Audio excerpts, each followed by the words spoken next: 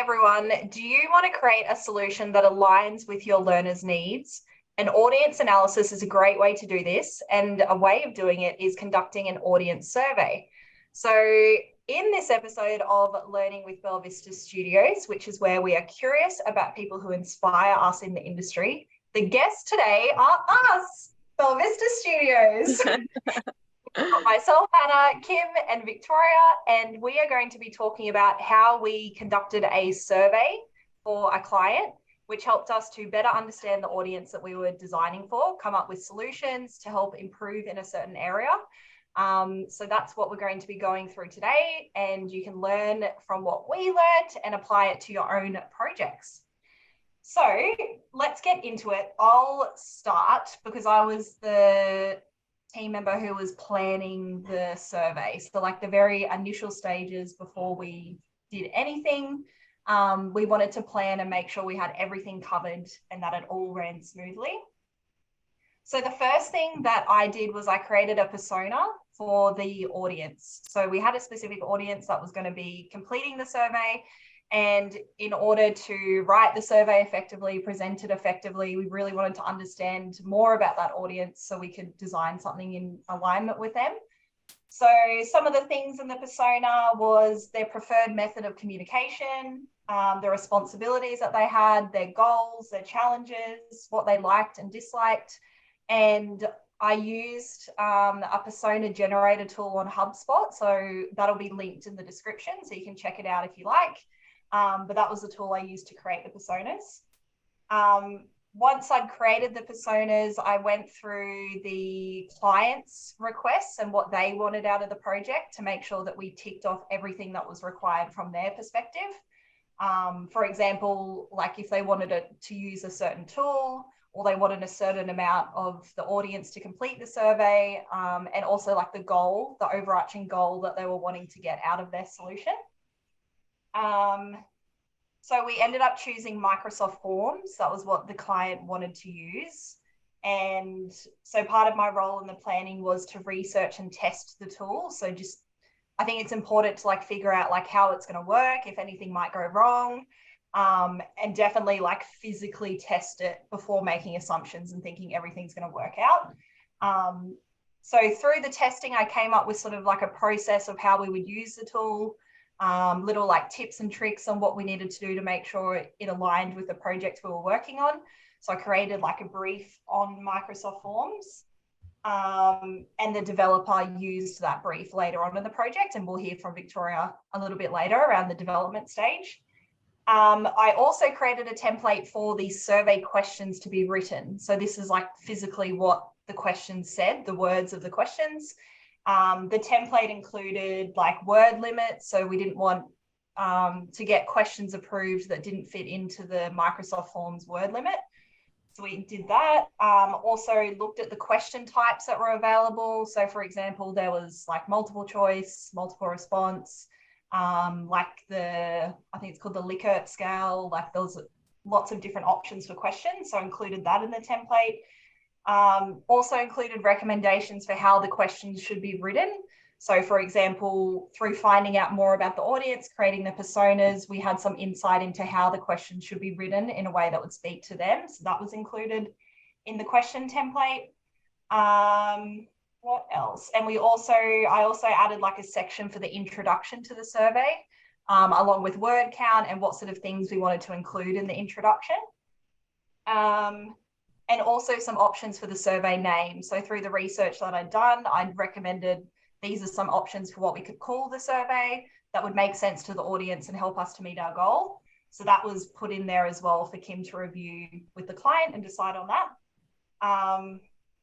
But yeah, I'll pass on to Kim around actually writing the questions. But before I do that, do you have any questions around the planning stage, either of you?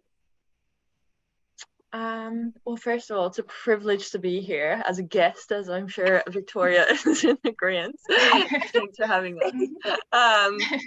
us. You've reminded me, Hannah, of the tool. We had to use the tool because it was going to like 150 plus receivers to do something with that. And that was a pre-approved system or software that already had permission to operate. And I think that's important. It wasn't that we selected that tool. It was the tool that had to be used. We were constricted, is that the word? Like we had to use that. And then the reason you did that much planning was we'd never used that tool before. And we'd never done a project like this before. So I just want to emphasize that you spent a lot of time planning that to set us up for success, such as me going for success, writing the questions, and then Vic doing the development, how the rest of this kind of plays out. I think like us parking the time and saying, we need to understand what can be done in this project, in this tool before we do anything, because we'd never done it before. So I just want to like emphasize that. And also, I think the important thing here to highlight as well is that instructional designers and the work that we do in our industry doesn't mean that we're always writing training. We are problem solving, and we had to understand a problem, which I'm about to go into now, to be able to design a solution that could make change. And it happened to be a survey in this instance. I think that's really cool, just to highlight like career possibilities and problems that you get to solve in our industry being an instructional designer. 100%. I think it's also good as well from what you said, like thinking about as instructional designers or developers, we can see all these like amazing tools out in the world and be like, oh my gosh, like SurveyMonkey is so cool and it does everything we want. But if you go and like plan and develop to that, and then the client says we don't have like access to that, or we're not allowed to use that, like it can ruin your whole plan. So I think it is important to like check in with the client and ask like what is actually possible with them, because every like stakeholder or client will be so different. Absolutely. Or even your organization, like ask your IT team, what do we actually have access to when it comes to surveys? Yeah. Good job. All right. Well, would you like to tell us like the process or any insights you had around writing the actual questions once you got that template, Kim? Yeah, so you gave me that and I read through it, and then I was basically, is there anything that is like an absolute no-no that I had needed to like make sure like was on my radar as I went through my process? And then the other thing was like, okay, cool, there was some parameters like word count and stuff, but I just had them on my peripheral initially to come back to, but just being aware of like, this is an absolute must, do or do not, and then these are things I'm going to have to consider later in my process, which then meant that I had we set up time with the SME, so the subject matter expert, and I worked directly with them to design the questions. And they're very highly knowledgeable, and they came into that workshop saying this is what we need to do, these are like the things that we need to ask. And then I was like, and I had no idea, like I'll admit that, like going into that I was just like, I know nothing about this problem, I know nothing about how to solve it. And I always say like, you've got to be curious in our industry, and this just proves it. And so when the subject matter expert came in very knowledgeable, and I could have been fooled into thinking that that was the way to go and to just basically type out their questions and that would be the survey. But when they were with my mindset of like what we teach all the time on our YouTube is like, can I do something with the question? So as the person was like, these are the questions I have in mind, this is what we're trying to do, I was like, what would I do if I had the answer to that question? And then it became either ambiguous, or I was like, that could be more powerful or something like that. So then I basically allowed the client to express that. And then I was like, okay, I really need to understand the problem I'm trying to solve here right now, because otherwise I'm not doing the quality work that we're being engaged to do. So I basically although they were very clear on this is the problem we're trying to solve, I was like, okay, but to get me on the same page, I need to ask you some questions to ensure that we're solving the true problem. So I asked them the creative conversation questions. And for anyone that is curious about what they are, go onto the Creator Hub and download the free preview to either our cohort or the HCD course, or jump on and find in our hundreds of videos on YouTube, the creative conversation YouTube video. It's probably in the human-centered design playlist, #plug, of course. But yeah, I asked those questions and then very quickly in that time figured out the success statement. And I was like to the client, if we did that at the end of this survey, would that be success? And they were like, yes, absolutely. And there was high energy around that. Whereas when they came into the conversation, it was just like, we need to do this. This is like, it's just being told that we need to do it. But then they got amplified. And I was like, I think that's the power of like, now we're actually solving the true problem, because it was slightly different and it revealed something more complex and something that we could actually have a huge impact if we did it this way. So it was worth spending the time to figure that out. So I understood the problem. Sorry, that's reminded me of something to come back to you about, Hannah. I had a question. And then define success. So I had that. And then what I thought about was, okay, if that's success, how can we ask questions that elicit answers that meet that success statement, but also allow us to do something when we have the answers? So it started with just like, what questions might help us get to success? And then just documenting them and kind of like a brain dump. And then through refining, it was like, okay, well, how can we ask them more powerfully that help us hit success even more impactfully? But part two of that is we can do something with it. So if the answer comes back from thousands of people, what might that look like? That it's like, oh, we know exactly what they're telling us here, and we know exactly how to fix that problem with that insight that we gained. So it came with like rough questions and then iterating it back to, yeah, like, how is it more powerful, and doing something with it. And then the last part of it was fitting it within the parameters that you gave me, Hannah. So this is where it came back in terms of, okay, now it's word count. Now it has to, can all of these questions be, the answers be fed back into a multiple choice and open-ended, whatever it was that we were working with. And then the last part is like rewording it when we had the word count and that in there relevant to the audience. Because the audience were, first of all, it had to be worded in a specific way that it made sense to them, which is very different to how we would normally write content. And then part two, which also I really think helped get us the the answers in the end, was around for people that can't read. Someone else would need to ask this question to people that do not read. So how can you ask the question in a way that someone that is not able to read can give us insights, because we have to hear from them. Yeah, and that was pretty much it, I think. Yes, and through that empathy, which is what I wanted to come back to you on, Hannah. Did you do the user interview with me for the survey? Remember you did that in it. There's an episode of Studio Insights where I was the little school kid. You asked me, yeah. Okay.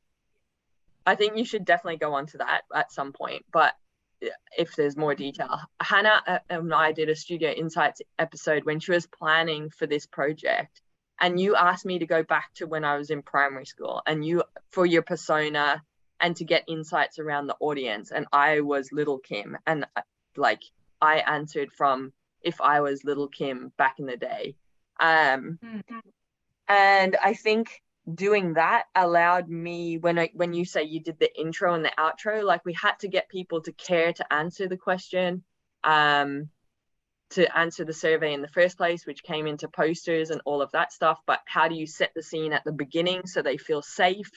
Because that came from like empathizing with, I don't know if will be heard as this person and all this sort of thing. So yeah, I think that helped write the intro for the survey, which then, and all the comms that supported it, and then closing out the survey and the safety to contribute to the anonymous survey.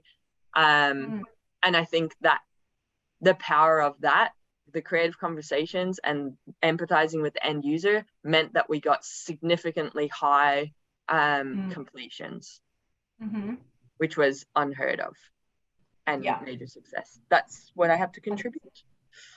Yeah, awesome. That is a good thing to say, actually. Like, we're sharing our process because it did go so well. Like, the uptake that we had and the results we had for the survey was like so impactful. So definitely take note, people. All right. Well, thank you for that, Kim. Do you have any questions for Kim, Vic, or are you happy to move on? I think I'm all good for now. Cool. All right. So, Kim, I've done the planning. Kim's written the questions. Then Kim is giving the questions to Victoria as the developer. So, Victoria, you're using like the development advice that I created for Microsoft Forms and using the questions that Kim has given you. Can you share any insights on what you did there? Yes. Well, I feel like you guys have made it kind of clear already, but it definitely helped that so much planning had gone into it by the time that it got to me. Because I guess normally when it gets to me, like we wouldn't necessarily have a template made. We might know the tool, but no actual dev has happened. But I had a full template with like the look and feel in there. And also the content was in a really good place as well. Like it wasn't just, oh, these are the questions. It was, this is the exact question. This is the kind of block we want you to develop it as. So I had basically everything. It was kind of like a robot, like like anyone could just like pick that up and go and make it without having to really like think initially. Anyway, so yeah, like Microsoft Forms was the tool that we used. I will say with that, even though I found it like very user friendly, and I did have a little tutorial document from Hannah on how to use the template. But I would still say it's good to have buffer time when you're using a new tool, even if it's like quick to pick up. Like there's always some kind of learning curve, even if it could be half an hour, it could be 10 minutes. So I think leaving time for that is definitely useful just to get your head around it. But yeah, I will say it was like very quick to, even without the tutorial, like you could probably sort of just pick it up from like clicking around and stuff. So that was good. Then, oh yeah, so the questions were fully ready. So I basically had the template, had the questions, and just had to build it into it, which yeah, I used the tutorial to do that. Once it was in there, we did, like I QA'd it myself a few times. I got Hannah to look at it. I think Kim might have even looked at it, just to see how it ended up looking basically. But I know we did like reiterate it a lot as well. Like we kept going back through it, kept like double checking everything. We were still like constantly looking out for risks as well, which even though those have been considered in both parts of your tasks, once it's actually like in the tool, you don't necessarily realize if it's like going to work out how you'd initially planned for. So it was things like how we'd worded questions. One of us might have picked up on something that would be like, we're not going to get the exact answer that we're wanting because this word says this instead of that. So it was just like checking over it like constant. Like I think we would have done the survey like 30 times in the end. Like just going through looking for spots where there could be like any misinterpretation or that kind of thing. And I guess also looking at it from the perspective of what we're going to get back as the responses.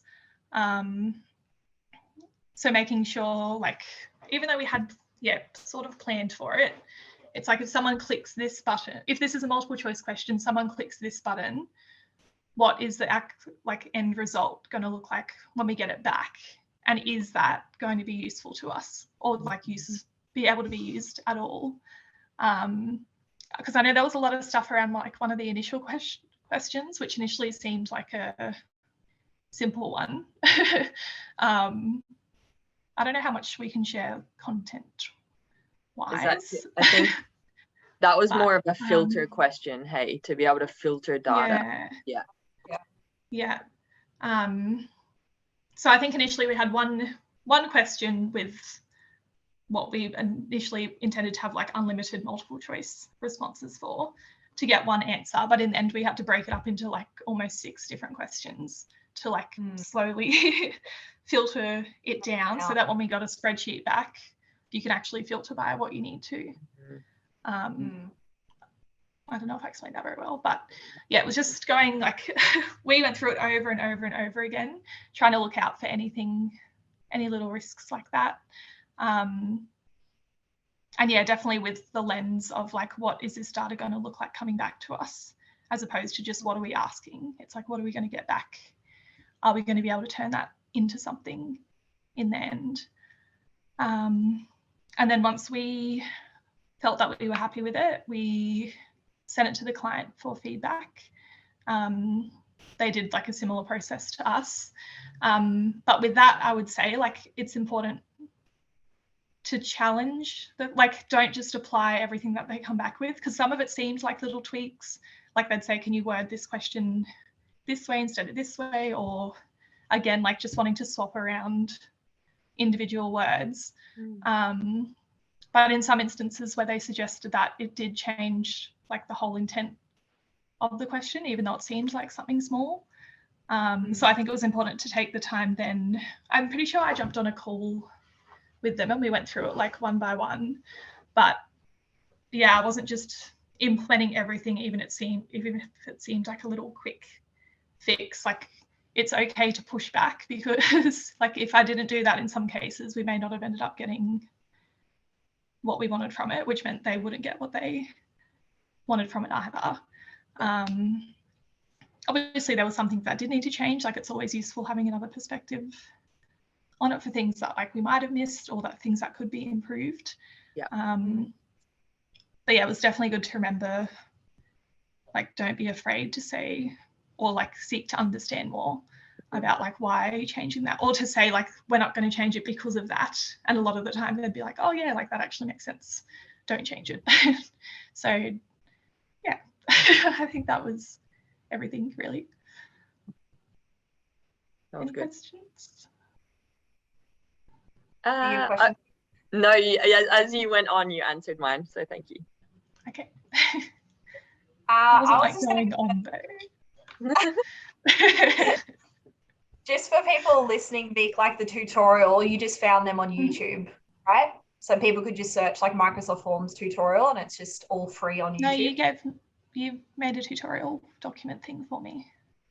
Oh, the video though? Did you look at a video as well, or were you just talking about the document?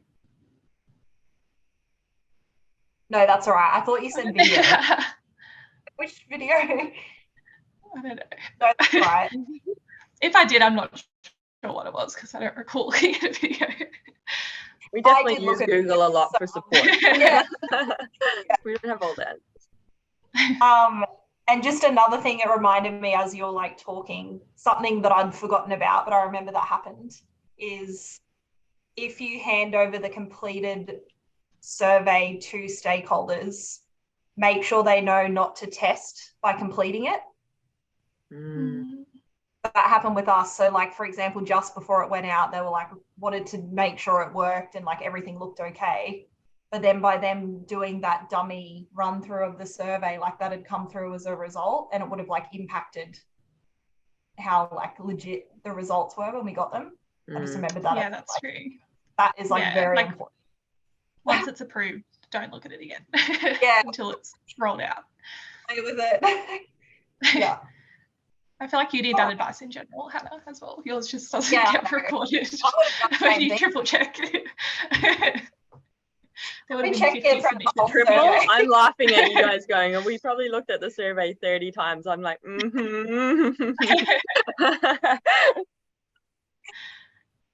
Right. Well, thank you, Victoria. Very insightful.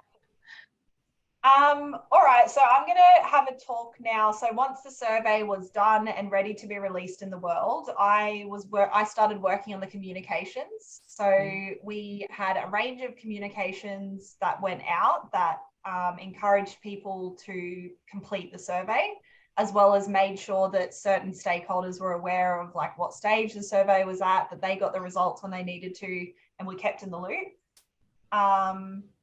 So first of all, like I wrote the communications, the ones that were going to the survey respondents, I made sure that I wrote in a language that spoke to them as an audience. So like using different language to what we would usually use for sort of like corporate type projects.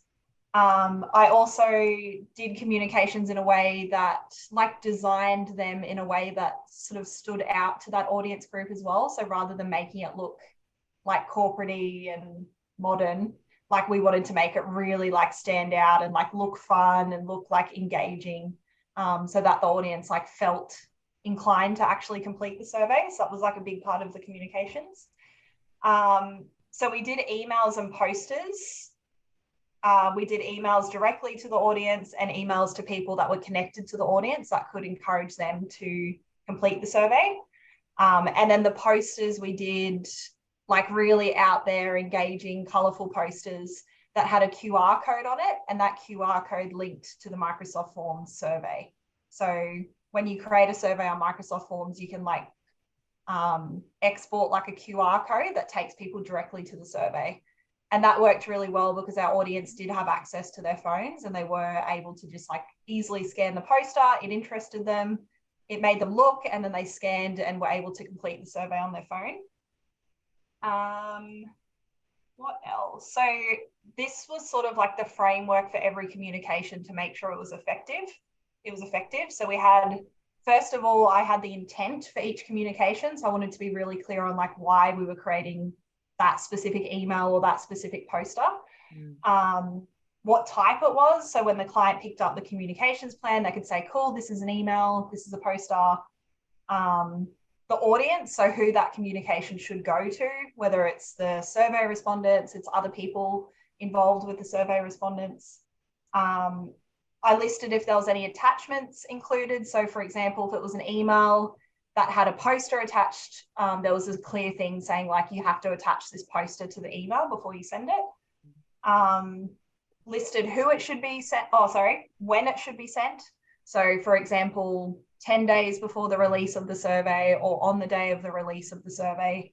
And then who needs to send it. So who's responsible for actually like putting that communication out into the world. That was basically how the communications worked.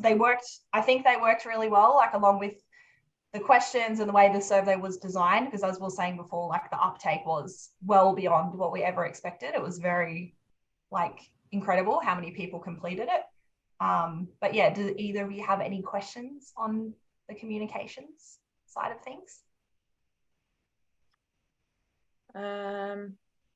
No, but I think you've just brought up something else that's probably useful, is like the intent was really good, and then but on that as well, your intent wasn't just like what's the outcome, it was also like what's the intent like before, during, and after. Like you planned for that, so it's like it's coming, it's still coming, it's now live, it's live, it's closing, it's closing, it's closed, now what? Like I think even that level of detail really, really supported the uptake and the completion. And then I'd just share, the reason we did emails and posters, again, limitation. Like that was the only way that we could actually communicate. We couldn't communicate other ways. We had to make it work within that. And like in terms of, I think that's a really nice success statement or sign of success for the comms and the quality of them, is that we did email where people are so inundated with emails and don't look at them or pay attention to them. So to be able to cut through the noise, because that's always a challenge that we hear, but to be able to cut through the noise of probably the most inundated method of communication and get the results, like the uptake and completion results that we did, I think that's a fantastic reflection of success. I think that's brought something up for me. Like for every communication, we follow our formula, which is, we use a formula at Belvista Studios, which is attention, desire, impact, and action. Yeah. So the first one is like, how can we capture their attention? And usually that's by bringing something up that's important to them. For example, do you want to keep your friends safe or something like that? And then like what impact you can have by doing the thing that we're asking. Helping them build a desire to do the thing that we're asking. showing them the impact that they'll have by doing it, and then what action we specifically need them to take at the end of it. So every single communication followed that formula. And I think that helped people see like, oh, this will add value to me. This is why it'll add value. This is what I need to do to like make it happen. So I think that was useful too. Cool. Happy to move on? Yeah. Sweet. All right, so the last part of the survey process was generating and presenting the results. So that was something that I was tasked with.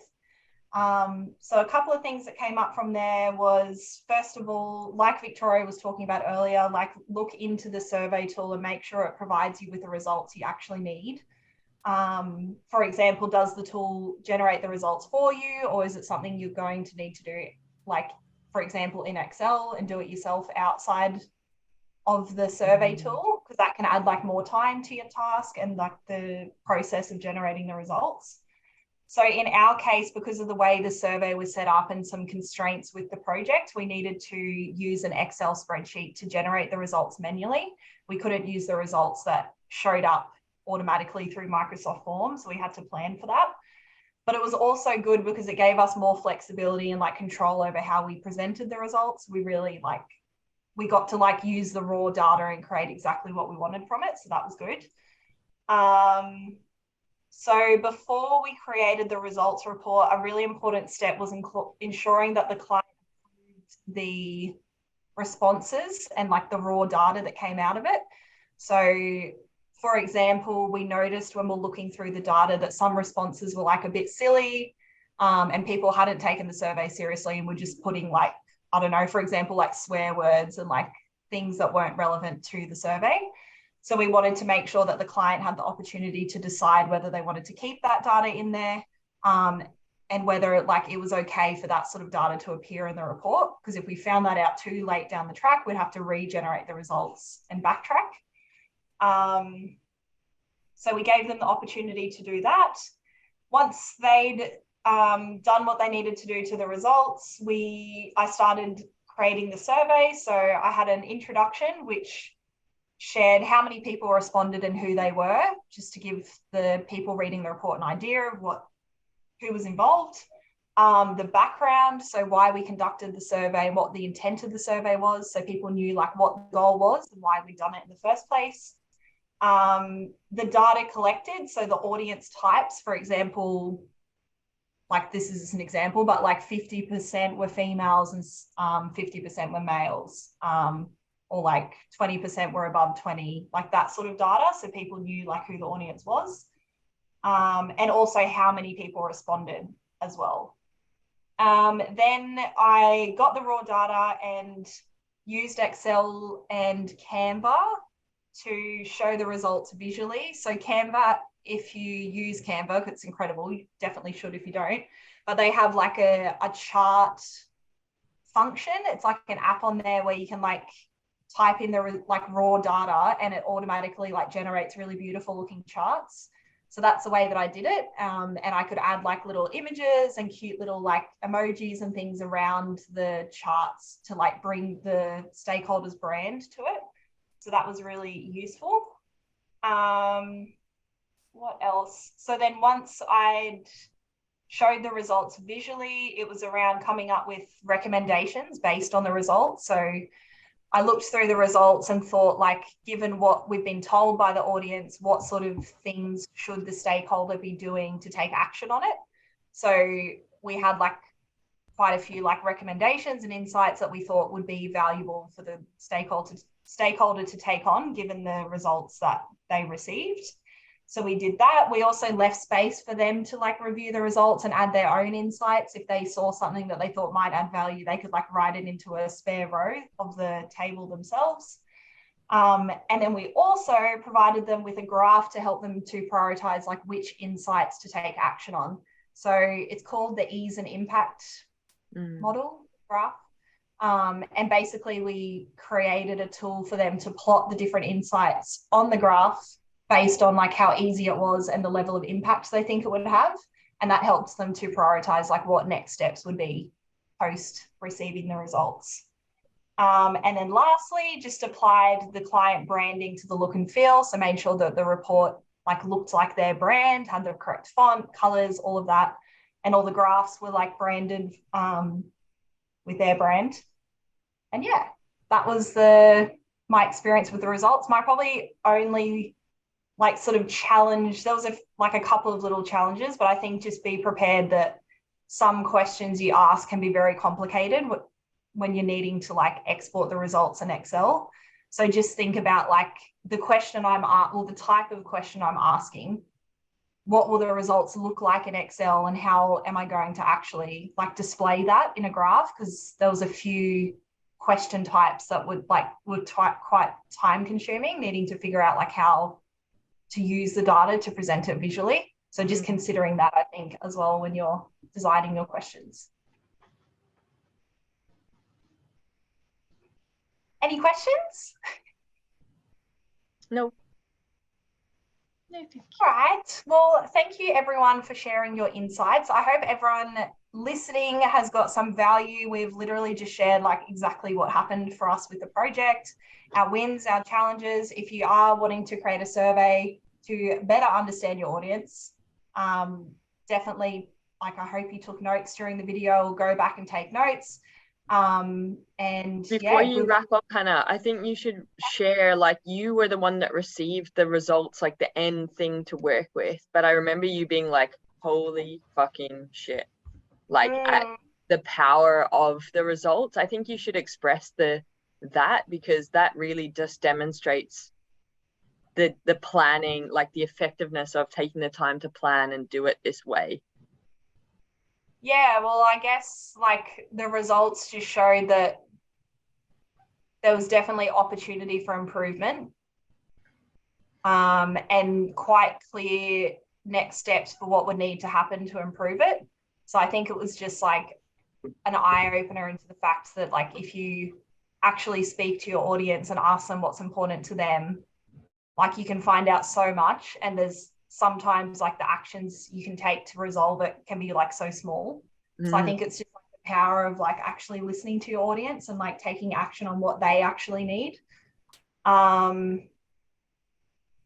think like the way the questions were written, a lot of the responses, you could tell like people were quite vulnerable, and they shared, from my perspective, it was they were sharing like their true thoughts and feelings around like certain situations.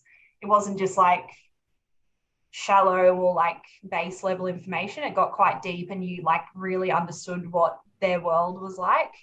So I think that was like really cool to like get insight into like what it's actually like for them. But yeah, I think if you do it well, like you gain so much valuable insight that actually reflects the real world. It's not like a corporate meeting where people are just saying the right things, or like in front of other people, they're worried to say it. Like you actually get people's inner thoughts, because we'd done it in like an anonymous way where people weren't identified for their answers. Yeah. I think it was just like the perfect opportunity to actually get a view of what the world was like for them. Exactly. Which is really powerful. And I think what was really cool is that we didn't have to have all the answers, and neither did the client, because people gave us the answers. It was like, this is the thing that's going on, this is how it would fix it. So it was giving us things to work with. I think that was really powerful. So we're not trying to think, how do you solve that problem? What do you do about that insight? It was like they're literally telling you, and now hundreds of people are telling you the same thing. So do that. Yeah. I think that's really fucking cool. Actually. Yeah. Yeah, a lot of the answers to questions were like, you just need to do this. Yeah. Or just do this. Like, and like lots of people had said the same things. That like, yeah, that's a really good point. They literally give you the answer to the problem. And also, 100%. And that's the power of human-centered design. And then the other thing was, I think it really validated the reality. When I think back to like the subject matter expert was like, this is the problem we're trying to solve. And like I said, I didn't know anything about this part of it, but I had some involvement in something else that was sitting alongside, where the data was conflicting what my subject matter expert was saying. So the subject matter expert was like, they absolutely know this. And I was like, I've heard from other stakeholders and audience members that that might not be the case. And so, but I didn't know, but I just had data that was like, maybe it's not. And then it was like, well, let's seek to understand. And I know why that happened is because the subject matter expert is so deep in their world. They're like, this is all we talk about. But in reality, it's all they talk about in their world, but not beyond their world. So they talk about it with that individual person, but it doesn't go any further than that because they have never put like energy or initiatives towards that. That was the whole point of doing the survey.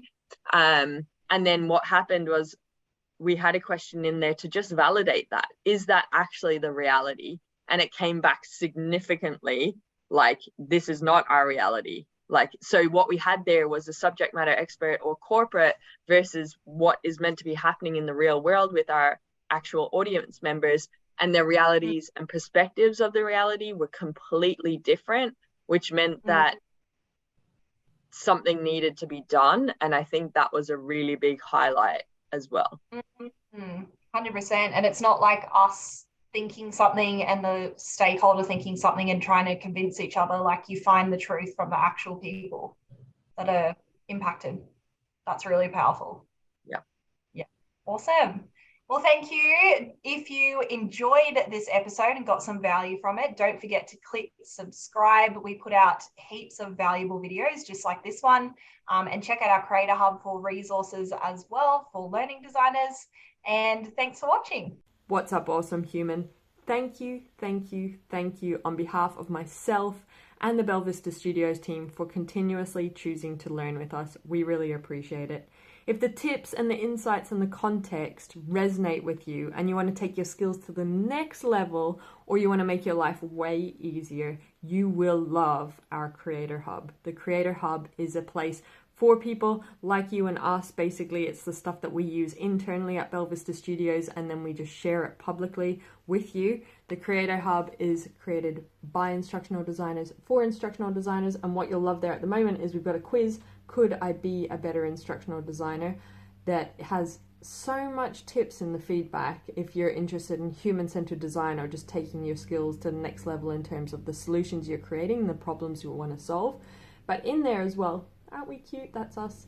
But we've got the coaching courses, freebies, give us gratitude, and also we've got some templates. And basically they're always around the lens of learning experience design, instructional design, and e-learning. So a human-centered design focus is very much what we're about at Belvista Studios. So putting your learners at the heart of a solution and creating something for their needs. So there's the human-centered design stuff, and then we've also got the business stuff. So this is the stuff they don't teach you about when you want to become a freelancer or a consultant in the instructional design world. So go check it out. The link is in the description. You can check out everything that is available for you. Thank you for choosing to learn with us. Continuously invest in your skills. You will be rewarded as an instructional designer. Share this stuff, share it with other people, because when we are better instructional designers, we create better solutions that create better humans, that create a better world. So we have a very important role, and I'm excited to be on this journey with you. Have an awesome day.